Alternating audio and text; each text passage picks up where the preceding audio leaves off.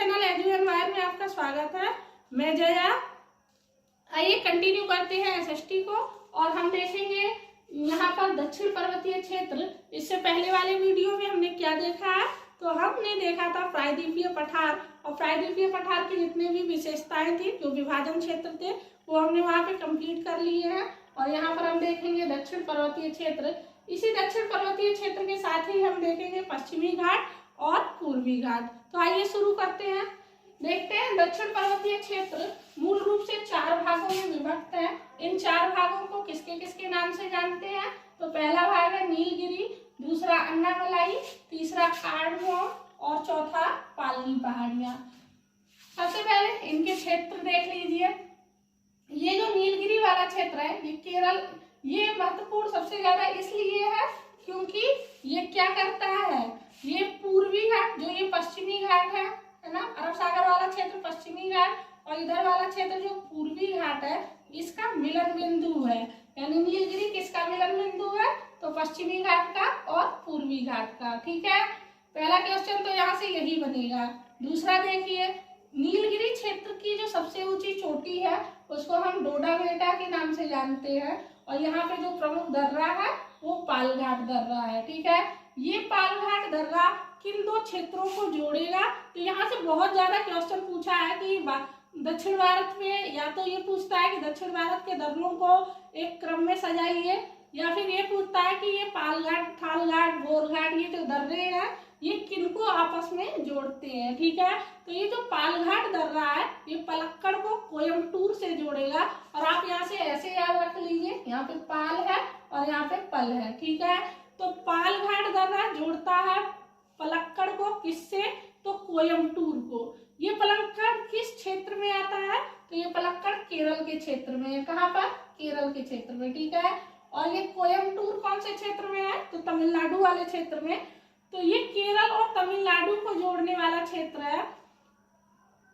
ठीक है, तो पलक्कड़ और कोयम्बटूर को जोड़ता है कौन सा दर्रा, पालघाट दर्रा। ठीक है, अन्य विशेषताओं में देखें तो ये क्षेत्र नीलगिरी क्षेत्र में ही एक जगह है, शांत घाटी, जो मूल रूप से केरल में पड़ती है। ठीक है, मूल रूप से इसका स्थान अगर आपसे पूछ ले तो ये केरल में है, और ये शांत घाटी अपनी जैव विविधता के लिए बहुत प्रसिद्ध है, और इसको भारत के प्रमुख हॉटस्पॉट्स में से गिना जाता है। ठीक है, हॉटस्पॉट क्या होते हैं, तो ऐसे क्षेत्र जो अपनी जीवों की विविधता के लिए सर्वाधिक प्रसिद्ध है, उन्हीं क्षेत्रों को हम क्या कहते हैं, हॉटस्पॉट कहते हैं। तो ये शांत घाटी अपनी जैव विविधता स्थल के लिए सर्वाधिक प्रसिद्ध है। ठीक है, इसी नीलगिरी क्षेत्र में एक प्रमुख पर्यटन स्थल पड़ता है जिसको हम ऊटी या फिर उडंग मंडलम के नाम से जानते हैं। ठीक है, तो ये ओवरऑल कंप्लीट हो गया आपका नीलगिरी क्षेत्र, और इसके बाद चलेंगे हम अनाईमुड़ी पर। और इस अनाईमुड़ी में से जो क्वेश्चन पूछेगा सबसे ज्यादा ये पूछता है कि दक्षिण भारत की सबसे ऊंची चोटी कौन सी है, तो अनाईमुड़ी। ये अन्नामलाई की ही सबसे ऊंची चोटी नहीं है, बल्कि ये अनाईमुड़ी जो है ये दक्षिण भारत की सबसे ऊंची चोटी है। इस अन्नामलाई क्षेत्र में जो दूसरा जो प्रमुख दर्रा है वो कौन सा है, सेनाकोटा। दर्रे आप याद रखेंगे, वैसे तो मैंने यहाँ पे एक टेबल में भी इनको सजा दिया, फिर भी यहाँ से आप ध्यान देते हुए चले, क्योंकि नीलगिरी क्षेत्र में पालघाट दर्रा है, और अनाईमुड़ी क्षेत्र में यानी अन्नामलाई वाले क्षेत्र में सेनाकोटा दर्रा है। ठीक है, अब ये सेनाकोटा दर्रा तिरुवनंतपुरम और मदुरई को जोड़ता है। तो आपको पता है ये तिरुवनंतपुरम राजधानी है किसकी, केरल की, है ना, और ये मदुरई जो है कौन से क्षेत्र में, रामेश्वरम वाला, जो दक्षिण भारत में तमिलनाडु में रामेश्वरम वाला क्षेत्र है, उसी के पास में मदुरई पड़ता है। तो ये मदुरई को जोड़ता है। ठीक है, तिरुवनंतपुरम और मदुरई के बीच में कौन सा दर्रा है, तो सेनाकोटा दर्रा। ठीक है, ये किन क्षेत्रों में है, केरल और तमिलनाडु के क्षेत्रों में। ठीक है, अब ये आपका अन्नामलाई से जो क्वेश्चन पूछ सकता था वो मैंने यहाँ पे आपको बता दिया। ठीक है, कार्डमोम पहाड़ियां, ये पहाड़ियां मूल रूप से इनको इलायची पहाड़ियों के नाम से भी जानते हैं, और ये जैसा कि नाम ही लिखा हुआ है इलायची, तो अपने इलायची उत्पादन क्षेत्रों के लिए प्रसिद्ध है। ठीक है, क्योंकि इन क्षेत्रों में नमी बराबर बनी रहती है, जिसके कारण यहाँ पर अच्छी इलायची की पैदावार होती है। और आप जानते हैं कि दक्षिण भारत अपने मसालों के लिए यानी अपने गर्म मसालों के उत्पादन के लिए प्रसिद्ध है। ठीक है, और ये क्या क्या है, तो ये प्रायद्वीपीय भारत का सबसे दक्षिणी बिंदु है। अगर आपसे ये पूछेगा कि कार्डमोम पहाड़ियां, यहाँ पे मैं दक्षिण भारत की बात नहीं कर रही हूँ, मैं प्रायद्वीपीय भारत की बात कर रही हूँ, ठीक है। प्रायद्वीपीय भारत का सबसे दक्षिणी बिंदु कौन सा है, तो ये कार्डमोम पहाड़ियां, ठीक है। और ये कार्डमोम पहाड़ियां कहाँ पड़ती हैं, तो केरल और तमिलनाडु के क्षेत्र में। तो अभी तक आपने जितना भी देखा, चाहे नीलगिरी हो, अन्नामलाई हो या कार्डमोम हो, ये सारे ही क्षेत्र किनके बीच में थे, तो केरल और तमिलनाडु के क्षेत्र में। अकेला सिर्फ ये पालनी पहाड़ियां जो है, ये पालनी पहाड़ियां सिर्फ किसमें पड़ती हैं, तमिलनाडु में, ठीक है।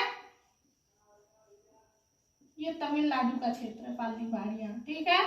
तो ये बाकी तीनों किसमें पड़े थे, ये तीनों तमिलनाडु और केरल दोनों क्षेत्रों में थे, और ये पालनी पहाड़ियां सिर्फ तमिलनाडु के क्षेत्र में है। और यहाँ पर भी एक बहुत प्रसिद्ध जो है पर्यटन स्थल है, जिसको हम कोडाई कनाल के नाम से जानते हैं। आइए इसके बाद हम लोग यहाँ पे देखें, टेबल में मैंने कुछ चीजों को सजाया है। तो सबसे पहले हम लोग क्या देखेंगे कि प्रायद्वीपीय भारत के जो प्रमुख दर्रे हैं उनको देखते हैं, ठीक है। इन प्रमुख दर्रों में सबसे पहला दर्रा कौन सा है, तो थालघाट दर्रा, ठीक है। ये थालघाट दर्रा कहाँ है, महाराष्ट्र के क्षेत्र में। पहले ऐसे ही आप याद करें, पहले टेबल को ऐसे, फिर ऐसे, उसके बाद ऐसे याद करिएगा, ठीक है। थालघाट दर्रा कहाँ, महाराष्ट्र में। फिर भोरघाट, थालघाट, भोरघाट, पालघाट और सीनाकोटा, 4 दर्रे हैं, ठीक है। ये थालघाट और भोरघाट दोनों ही किन क्षेत्रों में है, तो महाराष्ट्र वाले क्षेत्रों में। उसके बाद पालघाट और सीनाकोटा, ये अभी हम पढ़ के आए हैं। पालघाट कहाँ है, तो नीलगिरी क्षेत्र में। किसको जोड़ता है, पलक्कड़ को कोयम्बटूर से। और सीनाकोटा दर्रा कहाँ है, तो ये केरल वाले क्षेत्र में। और ये किसको जोड़ता है, तो तिरुवनंतपुरम को मदुरई से। यहाँ से ये दोनों तो आपको याद हो गया होगा, सिर्फ आपको ये याद करना है, थालघाट और भोरघाट। तो थालघाट कहाँ है, मुंबई और नासिक के बीच में। और भोरघाट कहाँ है, तो मुंबई से पुणे के बीच में, ठीक है, मुंबई और पुणे के बीच में। उसके बाद यहाँ पर जो दूसरी टेबल आप देख रहे हैं, यहाँ पर दक्षिण भारत में जो प्रमुख पर्वतीय क्षेत्र हैं, जैसे कि कुछ पर्वतीय क्षेत्रों का यहाँ पर डिस्कस नहीं किया था, उसको मैंने यहाँ पे नोट किया है। नीलगिरी क्षेत्र किन क्षेत्रों में है, ये तो आप जान ही गए हैं। तो इसकी अवस्थिति कहाँ पर है, केरल और तमिलनाडु में। अन्नामलाई कहाँ है, केरल और तमिलनाडु में। कार्डमोम पहाड़ियां भी केरल और तमिलनाडु में। पालनी पहाड़ियां सिर्फ तमिलनाडु में। और ये सेवराय और जवादी पहाड़ियां भी किन क्षेत्रों में है, तो ये तमिलनाडु और सिर्फ तमिलनाडु वाले क्षेत्रों में, ठीक है। तो सेवराय और जवादी से क्वेश्चन पूछा गया है, इसलिए मैंने यहाँ पे नोट किया है। सेवराय और जवादी पहाड़ियां किन क्षेत्रों में, तमिलनाडु वाले क्षेत्रों में। इसके बाद यहाँ से देखें आप, तो यहाँ से एक चीज देखिएगा, ध्यान दीजिएगा, ये नीचे से ऊपर के क्रम में आप समझ लीजिए, ये उत्तर से दक्षिण है, ठीक है। होता तो ऐसे उत्तर से दक्षिण ये हिस्सा होता है ना, उत्तर और दक्षिण, लेकिन ये जो लिखा हुआ क्रम है ये उल्टा है, ठीक है। पहले पढ़ेगी नल्लामलाई, फिर वेलिकोंडा, उसके बाद पालकोंडा, ठीक है। नल्लामलाई इसका सबसे उत्तरी बिंदु है, उसके बाद वेलिकोंडा और पालकोंडा। अब ये पालकोंडा किन क्षेत्रों में है, तो आंध्र प्रदेश वाले क्षेत्रों में, ठीक है। पालकोंडा आंध्र प्रदेश, वेलिकोंडा आंध्र प्रदेश और नल्लामलाई कहाँ है, तो आंध्र प्रदेश और तेलंगाना दोनों क्षेत्रों में। पहले ही आंध्र प्रदेश का ही भाग था, लेकिन आप जानते हैं आंध्र प्रदेश को हमने 2 स्टेट में डिवाइड कर दिया, इसलिए ये नल्लामलाई वाला क्षेत्र जो है आंध्र प्रदेश और तेलंगाना दोनों के अंतर्गत आता है, ठीक है। तो अभी आपको ये बात समझ में आ गई कि नल्लामलाई, वेलिकोंडा और पालकोंडा ये किन क्षेत्रों में है, आंध्र प्रदेश के क्षेत्रों में। तो ये ओवरऑल आपका जो दक्षिण पर्वतीय क्षेत्र का भाग था ये कंप्लीट हो गया है। और यहाँ से बहुत सारे क्वेश्चन बनते हैं, जैसे ये बनेगा, सांत घाटी किस क्षेत्र में है, प्रसिद्ध कोडाई कनाल जो है पर्यटन स्थल ये किन पहाड़ियों में पाया जाता है और ये किस क्षेत्र में आता है। यहाँ सबसे ये जितना भी आप देख रहे हैं ना, ये ओवरऑल क्वेश्चन ही है, यहाँ सबसे क्वेश्चन बनेंगे, ठीक है। इसके बाद हम आएंगे पश्चिमी घाट। अभी मैंने बताया था आपको, जो अरब सागर वाला क्षेत्र है ये क्षेत्र क्या कहलाता है, तो ये पश्चिमी घाट है, ठीक है। इस पश्चिमी घाट में अरब सागर, इसका पश्चिमी घाट देखेंगे तो यहाँ पे आप ये समझ लीजिए कि ये जो पश्चिम घाट वाला क्षेत्र है, ये वाला क्षेत्र जो पश्चिमी घाट के नाम से जाना जाता है, इन क्षेत्रों की ऊंचाई कितनी है? पहले तो इनका विस्तार समझ लीजिए कि ये अरब सागर के समानांतर चलने वाली श्रेणी है, ठीक है। और इनका विस्तार किन क्षेत्रों तक है? तो यहाँ से देखिए गुजरात, महाराष्ट्र, गोवा, कर्नाटक, केरल और तमिलनाडु के क्षेत्रों तक इसका विस्तार पाया जाता है, ठीक है। यहाँ से जो भी नदियां निकलेंगी, इन नदियों का मुहाना अरब सागर की तरफ जो छोटी नदियों का मुहाना है, और ये क्या करती हैं? तो यहाँ से निकलने वाली नदियों की मुख्य विशेषता ये है कि ये यहाँ पे एस्चुरी बनाती हैं, जिसको हम हिंदी में ज्वार नदमुख कहते हैं ना, ज्वार नदमुख। और ये ज्वार नदमुख क्या होते हैं? तो जब कोई नदी तेजी के साथ समुद्र में गिरती है तो वो क्या करती है, क्योंकि आप देखते हैं कि पूर्वी घाट की नदियां क्या बना रही थी, वो बनाती हैं डेल्टा, लेकिन पश्चिमी घाट की नदियां क्या बनाएंगी? ज्वार नदमुख। और ये ज्वार नदमुख क्या है? तो जैसे ही समुद्र में कोई नदी गिरती है वो पीछे ना हटकर बहुत तेजी से गिरती है, जिसके कारण जिस क्षेत्र में वो गिरती है वहां पे गहरे गड्ढे का निर्माण करती है। इन्हीं गहरे गड्ढों को हम क्या किसके नाम से जानते हैं? ज्वार नदमुख के नाम से, या फिर इसी को इंग्लिश में हम एस्चुरी कहते हैं। तो आप यहाँ से एक विशेषता समझ लीजिए कि पश्चिमी घाट की नदियां जो अरब सागर की तरफ गिरती हैं वो क्या करेंगी? तो वो ज्वार नदमुख का निर्माण करती हैं, ठीक है, यानी ये एस्चुरी बनाती हैं। इनका आपने विस्तार समझ लिया है, यानी तापी नदी के मुहाने से ये कहाँ पर? तो गुजरात, महाराष्ट्र, गोवा, कर्नाटक, केरल और तमिलनाडु वाले क्षेत्रों तक जाती हैं। अब इनके ढाल की अगर बात करें तो पश्चिम की तरफ तो इनका ढाल बहुत तीव्र है, लेकिन पूर्व की तरफ इनका ढाल कैसा हो जाता है? तो मंद हो जाता है, ठीक है। और दूसरा एक क्वेश्चन और पूछता है, ये जो पश्चिम घाट है ये मूलतः जो है वास्तविक पर्वत श्रेणी नहीं है ना। तो यहाँ से क्वेश्चन पूछा गया क्या पश्चिमी घाट वास्तविक पर्वत श्रेणी है या नहीं? तो नहीं, ये वास्तविक पर्वत श्रेणी नहीं है, ठीक है। आगे हो गया ये कंप्लीट। उसके बाद देखिए इसका अन्य नाम, यानी हम पश्चिमी घाट को अन्य किस नाम से जानते हैं? तो हम इसको सह्याद्री के नाम से भी जानते हैं। और इस क्षेत्र की औसत ऊंचाई कितनी है? तो 1000 से 1300 मीटर। तो जब पूर्वी घाट पढ़ने लगेंगे तो आपको पता चलेगा कि ये पूर्वी घाट वाला क्षेत्र जो है इसकी ऊंचाई कम है और पश्चिम घाट वाले क्षेत्रों की ऊंचाई ज्यादा है, ठीक है। और इस क्षेत्र में यानी इस पश्चिमी घाट की जो प्रमुख नदी है, सबसे प्रमुख नदी, इसको हम किस नाम से जानते हैं? नर्मदा के नाम से, ठीक है। तो पश्चिमी घाट के दक्षिण भारत की बात समझ लीजिएगा, मैं यहाँ पर पश्चिम घाट की बात कर रही हूँ। पश्चिमी घाट की जो प्रमुख नदी है वो नर्मदा है, तापी है, ये नदियां यहाँ की प्रमुख नदियां हैं, ठीक है।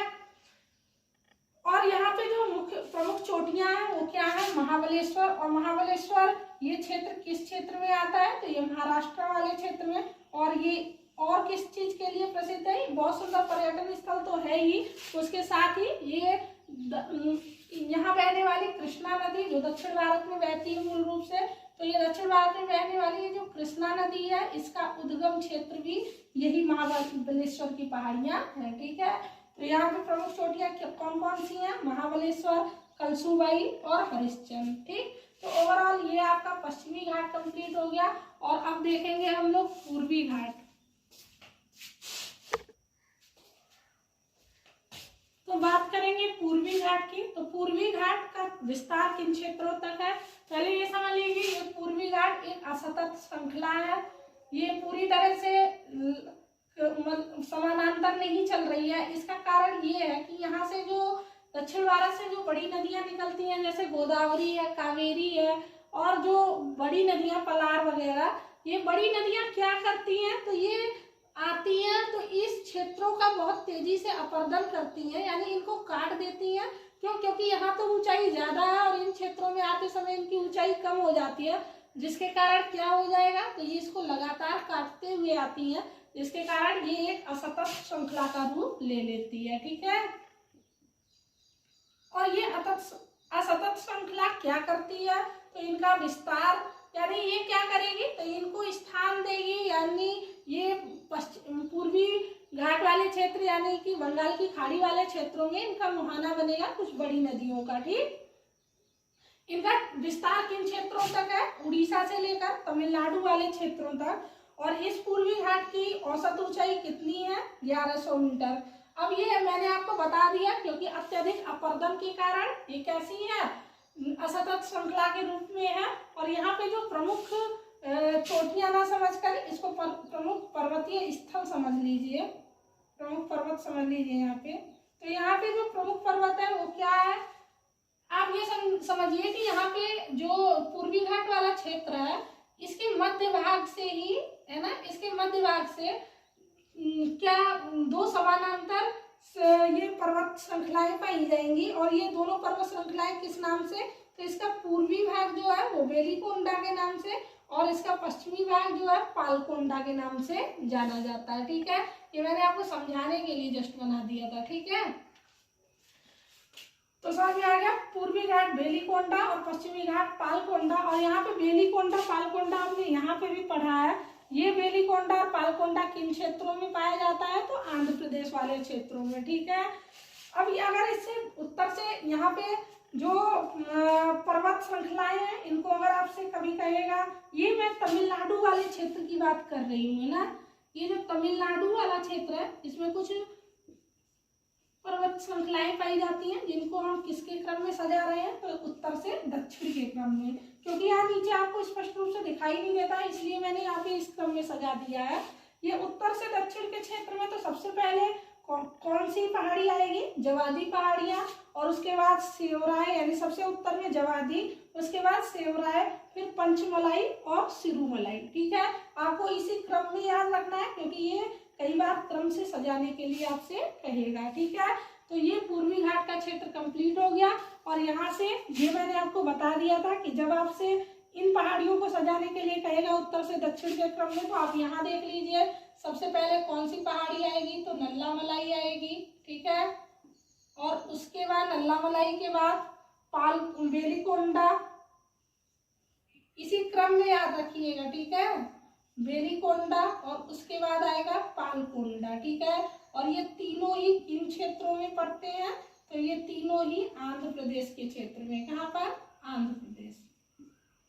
और तमिलनाडु वाले क्षेत्र में कौन सी पहाड़ियां हैं, तो ये पहाड़ियां जवादी, सेवराय, पंचमलाई और सिरुमलाई, और ये इनका क्रम क्या है, तो उत्तर से दक्षिण। ठीक है, तो ओवरऑल अब आपका दक्षिण पर्वतीय क्षेत्र, पश्चिमी घाट और पूर्वी घाट पूरी तरह से कंप्लीट हो गया। और इसके बाद अब हम क्या देखेंगे नेक्स्ट चैप्टर में, तो हम देखेंगे यानी दक्षिण पर्वतीय क्षेत्र ना देखकर तटीय मैदानों को देखेंगे कि जो इन क्षेत्रों में केरल और ये जो भाग है, यानी कि यहाँ पे जो इधर इन क्षेत्रों में जो तटीय मैदान है इनमें क्या विशेषताएं हैं और यहाँ से क्या क्या मूल रूप से क्वेश्चन पूछे जाते हैं, हम उन पर प्रकाश डालेंगे।